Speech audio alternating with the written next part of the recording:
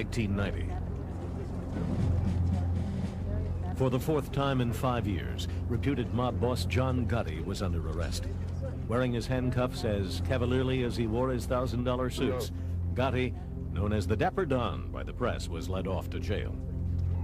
Arrested with him were 3 colleagues in Gotti's alleged mafia organization, the Gambino crime family, including Salvatore Sammy the Bull Gravano, Gotti's right-hand man. The Gambinos were the largest and most powerful of New York's 5 crime families. They controlled the New York garment district, had a hold on the waterfront through the Longshoremen's Union, and took huge kickbacks from the garbage and trucking industries. Prosecutors said Gotti had seized control of the family in a palace coup. They now charged him with engineering the murder of Paul Big Paulie Castellano, the previous Gambino chief. Big Paulie had died in classic mafia fashion, gunned down on a sidewalk in 1985 as he climbed out of his Lincoln to dine at his favorite Manhattan restaurant. It was Gotti, prosecutors said, who had sent out his gunman to do the job after getting the other New York families to approve the killing. If the charges were true, Gotti's betrayal of his boss was vicious and cold, but part of mob tradition. Aging mafia overlords had often been slain by impatient, ambitious underlings. But now Gotti found that he himself had been betrayed in a matter not sanctioned by mafia practice. Sammy the Bull Gravano had decided to rat on his boss. Faced with the possibility of life in prison, Gravano chose instead to deliver his mentor and godfather to the feds in exchange for a lighter sentence. After the trial, Gravano would be entered in the government's witness protection program, given a new identity, and protected by federal marshals. For the prosecutors, it was a fair trade. No other figure associated with the mob drew attention like John Gotti. Despite his impeccable grooming, his fashion-plate wardrobe, and his Mercedes-Benz, he had for years filed his income tax returns as a plumbing salesman. He had served a total of 8 years in prison, 2 of them for a barroom killing in 1968. He still lived in this modest home in Queens. With Gotti, life imitated art. The press had at last found a mob leader who fit the image set by Hollywood and the huge success of the Godfather films. Reporters tripped over one another to capture him on videotape. As the saying goes, the camera loved Gotti. And Gotti loved the camera, especially when it recorded him walking out of a courtroom a free man. This he had done 3 times to the frustration of government lawyers. As to the defendant John Gotti, do you find the defendant guilty or not guilty of the first count of the indictment, charging him with the crime of conspiracy in the 4th degree? We find him not guilty. With each acquittal, Gotti got a little more famous and became a little more of a legend for winning his bouts with American justice. Thank you. Much of Gotti's success in the federal courts could be credited to his unflagging champion, the colorful defense attorney, Bruce Cutler. It's not right what you're doing, singling people out and going after them, harassing them, using witnesses who lie, who say anything for money and a new identity. And I think people have just said enough. Cutler helped Gotti earn a new nickname, the Teflon Don, because no charge could be made to stick. Once an unknown, Gotti became one of New York's best-known citizens. Camera crews even attended the July 4th picnics he threw for his whole Brooklyn neighborhood. Police had long since stopped bothering to enforce the New York law against private fireworks. But if any person could make the new charges stick to Gotti, it was Gravano.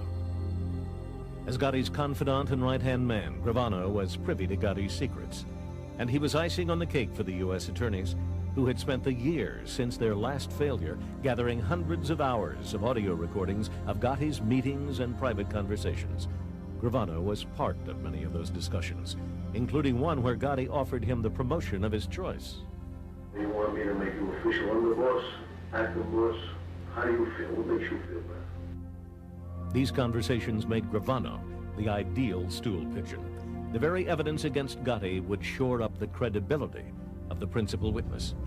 As the trial approached, Gotti was deprived of another key ally, longtime defender Bruce Cutler.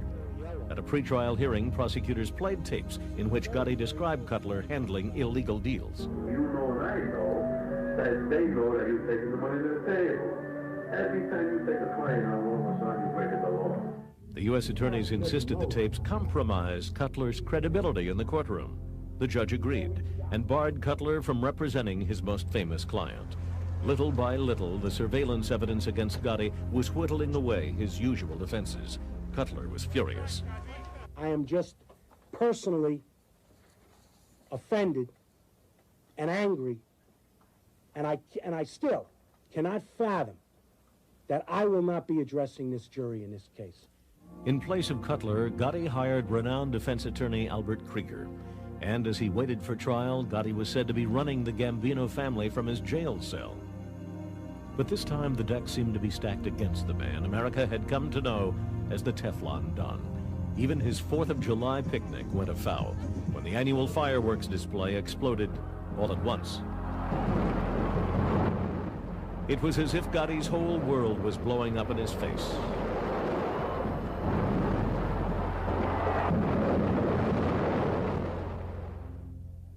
Sammy the Bull Gravano was expected not only to tattle on his boss, but to act as a kind of mafia translator. Mobsters know the government will listen in on them, so they talk in a loose code, issuing orders for murder or massive drug shipments in language that could seem meaningless to a jury. The mob rat interprets the mafia jargon and maps out the bloody chain of command. This Gravano did, but like all mafia informers, Sammy the Bull was also a liability for the prosecutors. On the stand, he would implicate Gotti in 10 murders and admit to 19 himself.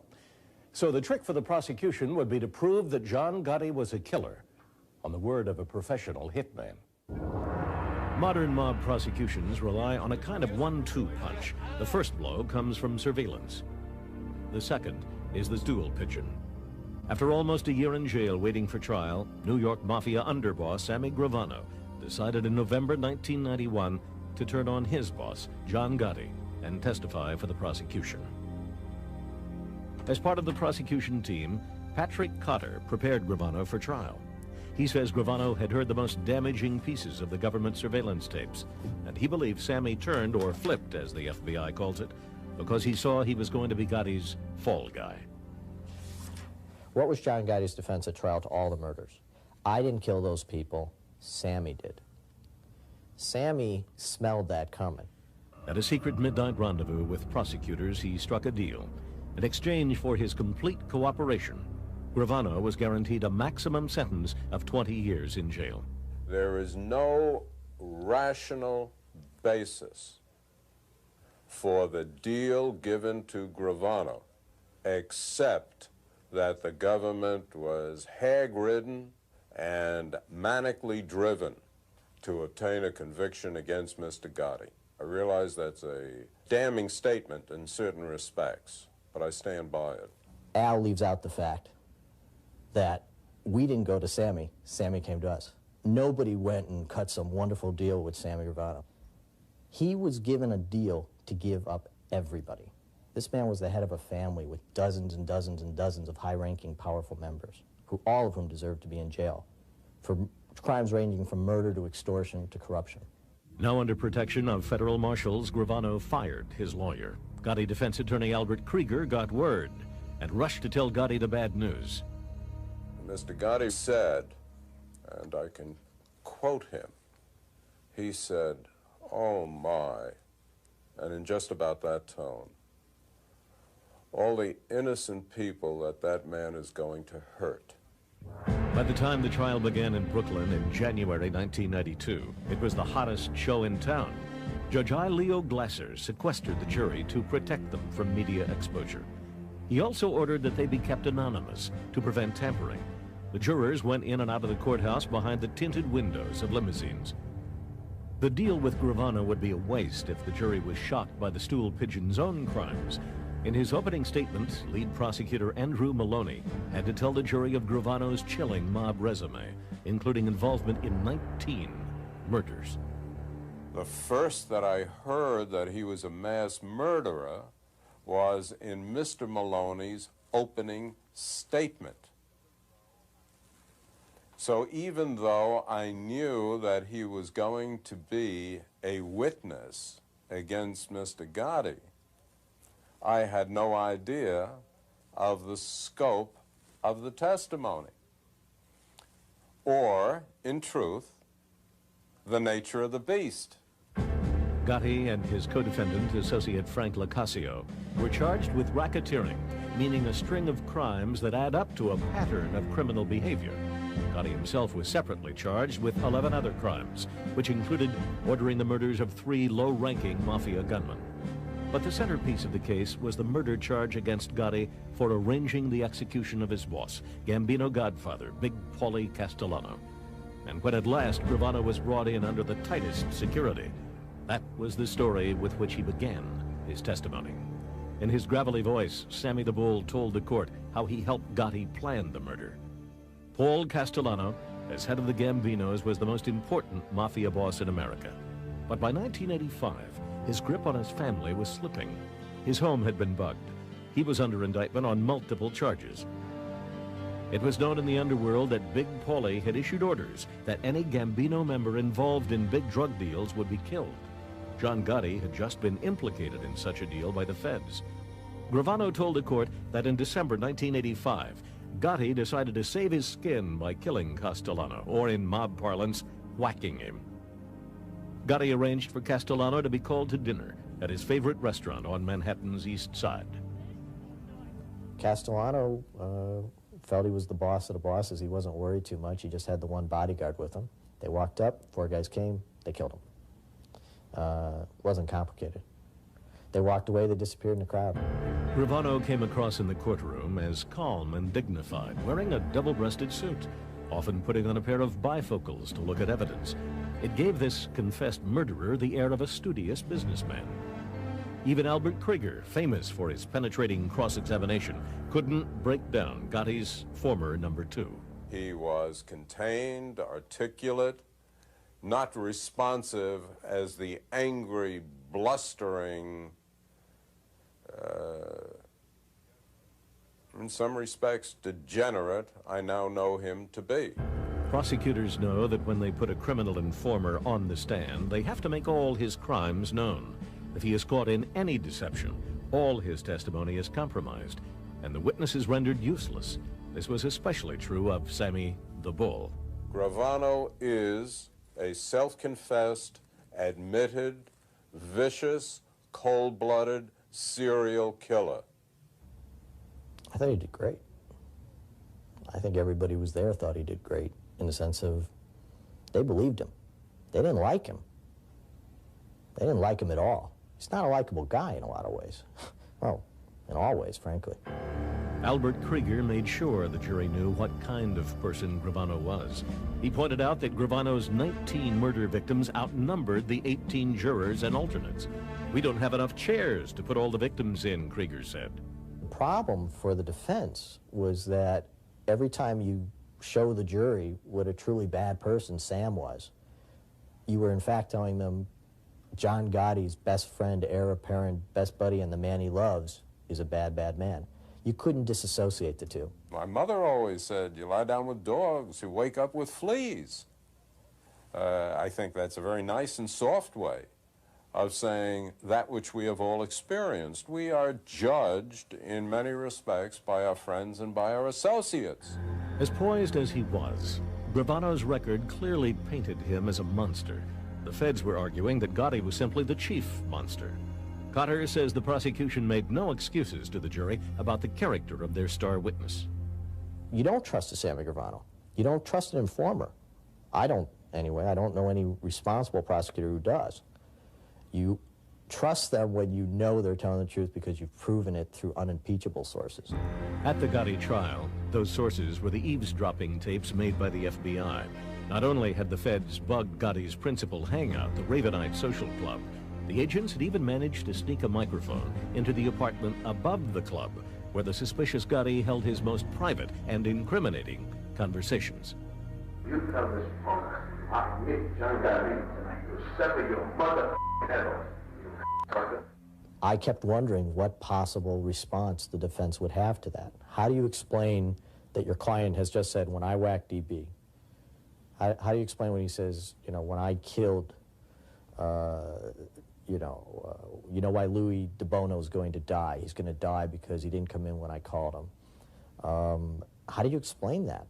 I think that the sever the head remark was neutralized by its exposure for what it was, an overstatement, an extreme expression. We're not all that restrained in our everyday language, and this was everyday language for Mr. Gotti. Gotti's language did not seem so everyday in other cases. On one tape, he said to his co-defendant, Frank Locascio, "Every time we got a partner that don't agree with us, we kill him." The trial lasted 2.5 months. The government's 1-2 punch of Gravano and the tapes had been a powerful combination. But in his closing statement, lead prosecutor Andrew Maloney nearly compromised his entire case. He warned the jury that if they were afraid of John Gotti, they had good reason. It was a highly prejudicial comment. The defense attorneys immediately called for a mistrial, claiming Maloney had poisoned the jury. I thought I'd fall off the chair. I could not believe what I had heard. I have known Mr. Maloney too long and too well to believe that that remark was anything else other than a deliberate remark. Think about it for a second. What possible motive could the lead prosecutor have in saying to the jury that we've just spent an hour, no, actually we spent a day asking them, please find this defendant guilty? What possible motive would we have for saying to him, oh, and by the way, if you do, he'll kill you? Judge Glasser did not rule for a mistrial, and the jury found John Gotti guilty of racketeering and all the other counts, including the 3 murders. He was sentenced to life without parole. Frank Locascio was convicted on all counts except a minor gambling charge. After the sentencing, a crowd from Gotti's neighborhood erupted into a riot outside the courthouse, overturning U.S. Marshals' cars and attacking policemen. Gotti's fans were confident. And I'll bet anybody in this world, whatever they want to bet, that this man wins the appeal.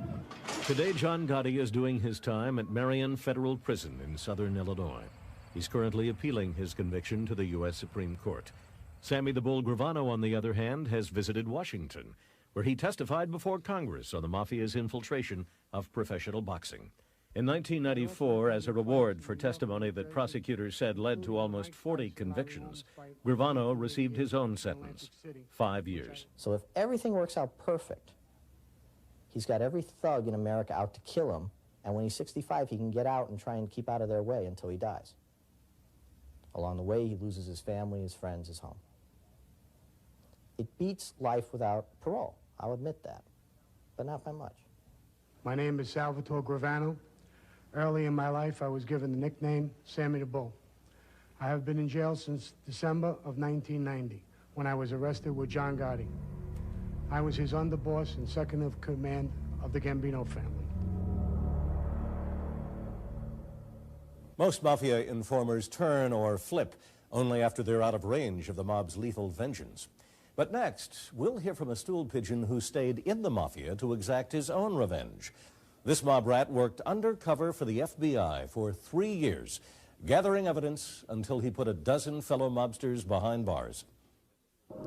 The common image of a mafia stool pigeon is that of a man in a hushed courtroom surrounded by a wall of bodyguards. He turns on his former partners in crime from the relative safety of the witness protection program. But some mob rats take much bigger risks. I wore body recorders for evidence. You know, I risked my life getting evidence. I didn't just go there and say, look, this guy did this guy did that, this guy did this. Joseph Joe Dogs Iannuzzi, a Florida mobster from the Gambino family's heyday, put a dozen of his mafia pals behind bars for revenge. Born in 1931, Iannuzzi grew up in a New York City suburb. At the age of 14, Joe was already a smooth operator. With a police record, he was a chip off the old block of his small-time bookie father. I used to go around with him on a Saturday and pick up the number bets. My father wasn't a good father or anything, you know, he was, you know, a hustler. But my mother raised me good, you know, the best she could. To straighten out, he joined the Army. He saw action in Korea and was wounded twice. But after his discharge, it wasn't long before he was picking up a quick illegal buck where he could, working with crooks on the fringe of the mob. By his 30s, Joe found himself living in West Palm Beach, Florida, with a wife and 3 kids, but no real career. As usual, he was on the outskirts of the underworld. That's when he met Gambino soldier Tommy Agro. When I first met Agro, I thought I met the boss of the mob. He had such charm and class and sharp dresser and jewelry that, you know, he was my idol, you know, and I wanted to be just like him. Tommy and Joe's relationship was a love-hate relationship. Tommy was much like an abusive father who loved his child. In 1971, Tommy Agro was an up-and-coming mobster in the New York Gambino family. He was respected, meaning he was feared, and he was Iannuzzi's hero. To impress Agro, Joe took him to the dog track, a favorite haunt. After a successful day of betting, Agro gave Iannuzzi his official mob nickname, Joe Dogs. Some kind of handle you had to have. Me, I was Joe Dogs. Before I was Joe Dogs, I was Joe Diner, you know. After Joe Diner, I was Joe Drywall. Yeah, it's... For his mafia apprenticeship, Joe Dogs would seek out applicants for mob loans at 5% interest or juice each week, 300% a year. Soon, Joe was what authorities called Mr. Organized Crime in southern Florida. The New York Gambino family, then under boss Big Paulie Castellano, was establishing its control over the region. Joe Dogs became their mouthpiece and their muscle. It was a role he savored. Forget about it. I felt like King Kong. I mean, you know, nobody could come near me. It's, you felt like Superman. I mean, really. I felt like I lived in a phone booth. It was a great feeling, yeah? A great feeling. The mob runs on fear, and the fear inspired by the Gambinos helped Joe do his job. And sometimes all it would take was a smack. So once in a while, I'd have to hurt somebody, you know? I'd have to hurt somebody if that person didn't know my reputation, for instance, right? Then I would have to really muscle them, you know? In the company of his mafia master, Tommy Agro, Joe whiled away the hours with some of the best-known mafia sociopaths, including Tommy DeSimone, a killer made famous posthumously when Joe Pesci portrayed him in the film Goodfellas. This guy was a real screwball. I mean, he'd kill you while you're having dinner together. He was a killer. He was a killer, and but he was a lot of fun. When Joe and his friends weren't breaking legs or extorting protection money, their principal aim was leisure. They might win thousands of dollars on fixed horse races and spend it all on a few dates with their mistresses. But having fun Florida style and running errands for the mob weren't enough for Joe Dogs. He wanted to make his own profits, so he borrowed $60,000 from Agro. Joe Dogs made interest payments of his own to New York and loaned the money out at a higher juice rate. He had become a real operator. Everybody in southern Florida knew who Joe Dogs Iannuzzi was, including the FBI. I decided that I would knock on Joe's door. In 1978, FBI agent Larry Doss was investigating organized crime in southern Florida. That meant getting to know the local mobsters and recruiting prospective informants. To that end, Doss began cultivating a polite relationship with Joe Dogs. When Joe opens the door, he's standing there with a gun in his hand. He's got a .38 caliber blue steel revolver. I said, "Hi, I'm Larry Doss from the friendly FBI." Doss thought Joe might be a good source for the FBI. The word on the street was that Joe was having problems with his mob connections. So Doss kept the pressure on, even when Joe left Florida to hide out in Chicago for a few months. The phone rings, and it's Larry Doss on the phone. Jesus Christ. I said, "What the hell do you want, you pain in the ass?" Joe, I mean, this guy's a dedicated, devoted and dedicated agent, all right? I said, "What do you want, you pain in the ass? Leave me alone." Joe was different than anybody that I'd ever dealt with. And even though he was a career criminal from New York, and I was a career FBI agent from Georgia, Joe liked me and I liked him. And he gave me his home number. He said, "Listen, if you need me, here's my home number. Hey, call me anytime, Joe, if you're in trouble." You know, he was a nice guy. Joe needed money. He couldn't make the payments on his own loan because he was having trouble collecting money from his loan shark clients. Joe had a sizable amount of money out with a local contractor on juice. Joe felt sorry for the guy, couldn't really bring himself to beat the guy up because he was behind on his payments. He had a wife and some kids, and Joe had known the guy for a long time. Information on the mob is so important to the FBI that the Bureau is willing to pay its informants. Joe decided to start moonlighting as a rat. The money he got from the feds he sent to his New York boss, Tommy Agro, in place of the interest he owed. But the payments weren't enough, and Tommy Agro was getting fed up. In February 1981, Agro went down to Florida with 2 of his goons and called Joe Dogs to a meeting at a local restaurant. I walk up to embrace him, shake hands and embrace him. How you tip, how you doing? And he's squeezing my hand, and I see an object coming towards my skull, and the next thing I knew, I was falling, you know, and being beat with and kicked. When Joe Dogs came to, he was in the hospital, receiving last rites from a priest. I laid in the hospital and cried for another 5 days. I couldn't believe what he had done to me. This guy that I worshipped. And I says, I'm gonna get even with this son of a bitch. If I gotta die doing it, I'm gonna get even. And that's what I did. I got even good. With a recorder provided by the FBI, Joe Dogs began secretly taping his phone conversations with Agro, who was still calling him. It wasn't long before Agro fell into the trap. During one call, Iannuzzi goaded him into a screaming rage.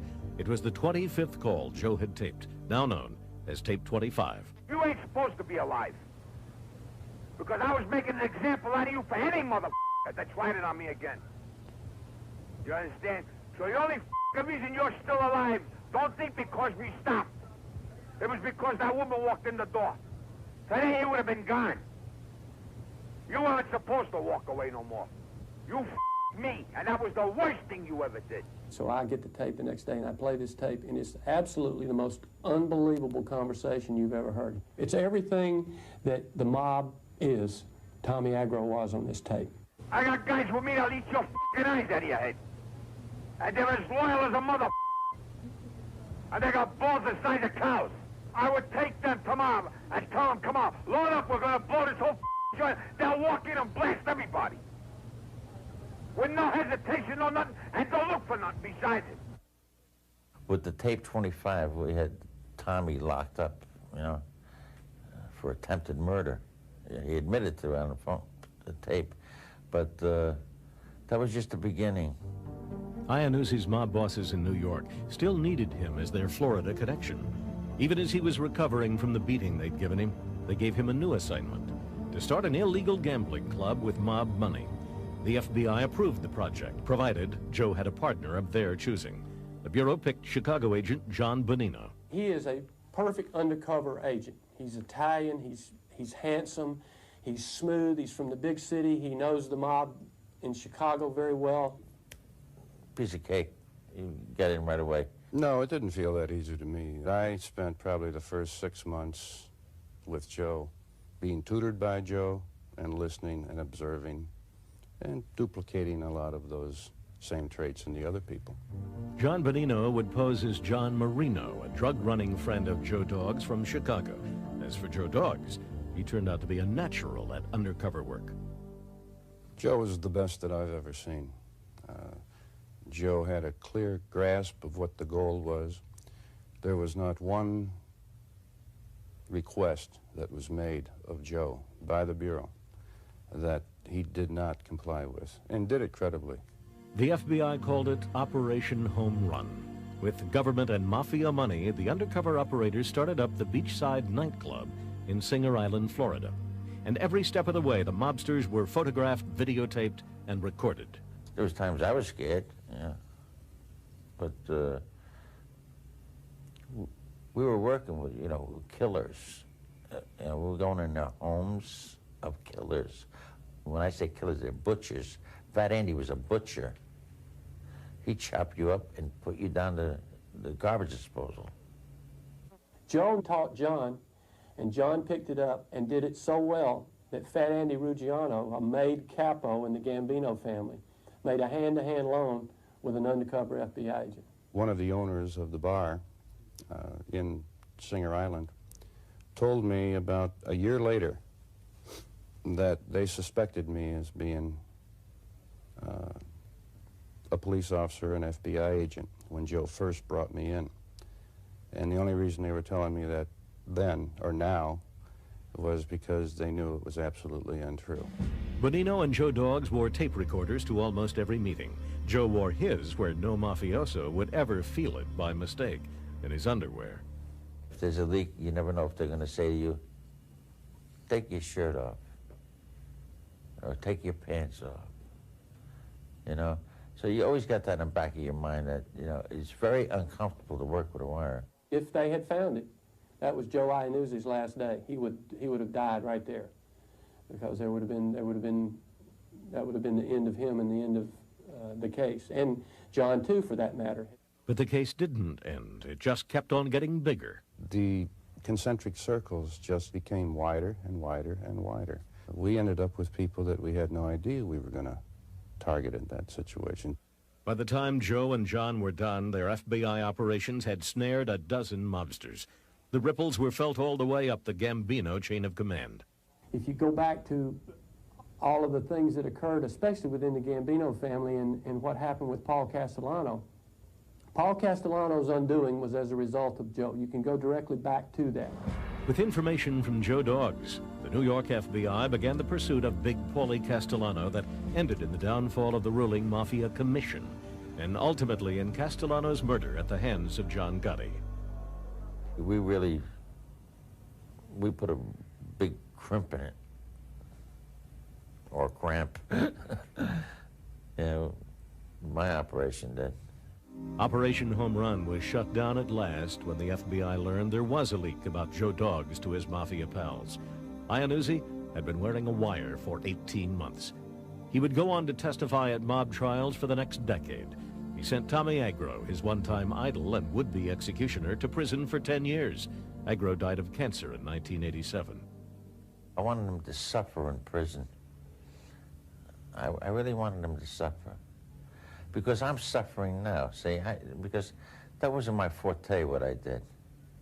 But I did it to get even. Today, Joe Doggs lives somewhere in America. The FBI says the Gambino family has an open contract out on him. Joe Doggs is a fair target for any mobster who wants to make a good impression on his bosses. I imagine someday someone's going to run across me and pop me. But until then, I'm, you know, as careful as I can be. Mob rat Sammy Gravano was big news when he helped put away John Gotti in 1992. But the feds have been using informers to lock up mobsters for more than half a century. One of the earliest stool pigeons helped convict Al Capone in 1930. The rat was Capone's accountant. Capone's liquor business had to have the books kept. He had a bookkeeper, Louis Shumway. And what the government did with Shumway is they picked him up, took him out of this country, and hid him in Latin America until the trial came about. And then he showed up and testified. Capone was found guilty not of murder or racketeering, but tax evasion. The punishment for transgression of the Mafia Code of Silence is death. So to obtain witnesses against the mob, the government must first guarantee their safety. This is accomplished by the Witness Protection Program, which offers the turncoat a new identity and protection by U.S. Marshals. With that offer, the federal government has wooed some improbable allies from the world of organized crime. One of those was Cleveland underboss Angelo Leonardo, whose testimony helped end the reign of New York's Mafia Commission. Leonardo is perhaps the single most important organized crime witness that the government has turned. He was in a position to know of the relationship between the Cleveland family and the Teamsters, which was extremely close. He was in a position, because he was an underboss in Cleveland, to know of the national structure of organized crime.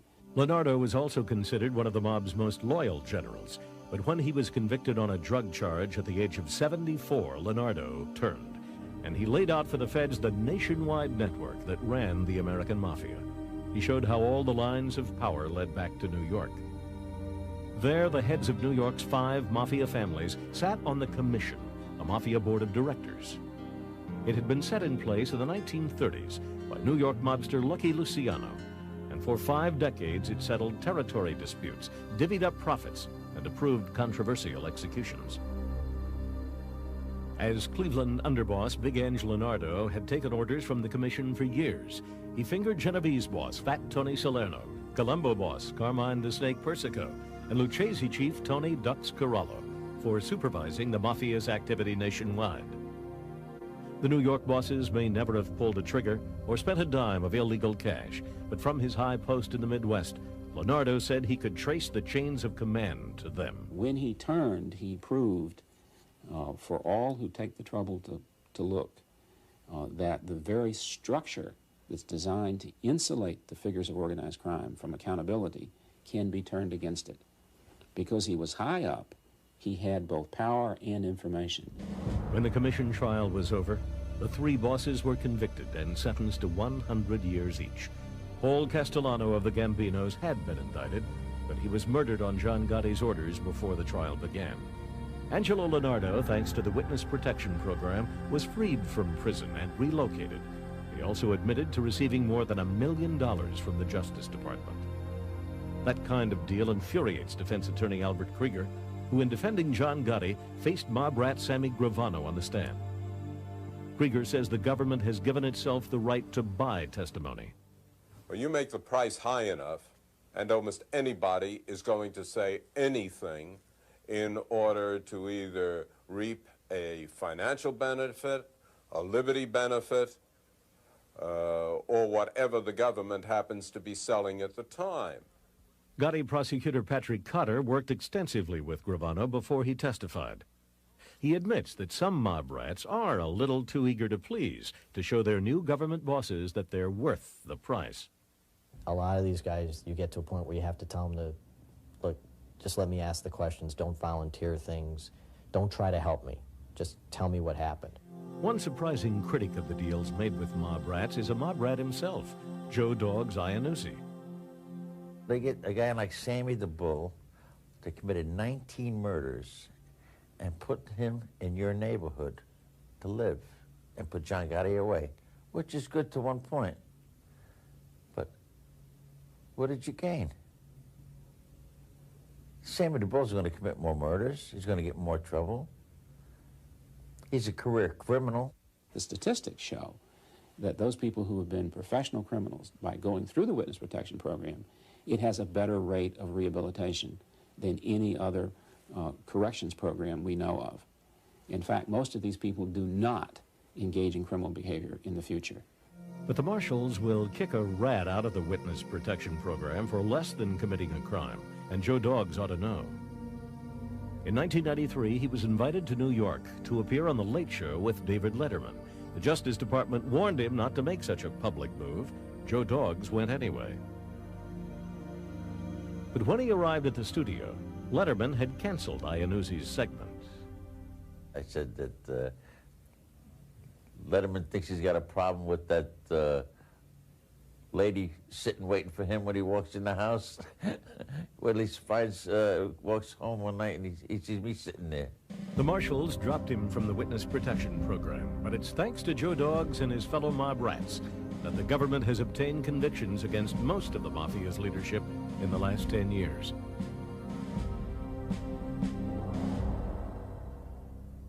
The existence of the mafia's bloody brotherhood is now commonly accepted as fact. But until the early 1960s, even the FBI didn't publicly acknowledge that there was a mafia. That all changed in 1963, when one man broke the decades of murderous silence. The mafia is a paradox for American justice. On the one hand, it sucks up millions of law enforcement dollars and man-hours every year. But it's also an outfit whose very existence is denied by its members. Mob rats have been the key to exposing this clandestine society. Joseph Fallaci stunned the world in 1963 when he was the first to uncover America's Cosa Nostra.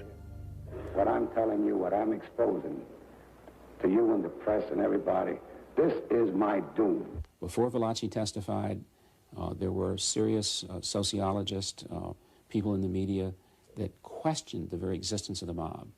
After Valachi's testimony in public, it became an accepted fact that there was a mob structure. Valachi was a soldier in New York's Genovese crime family.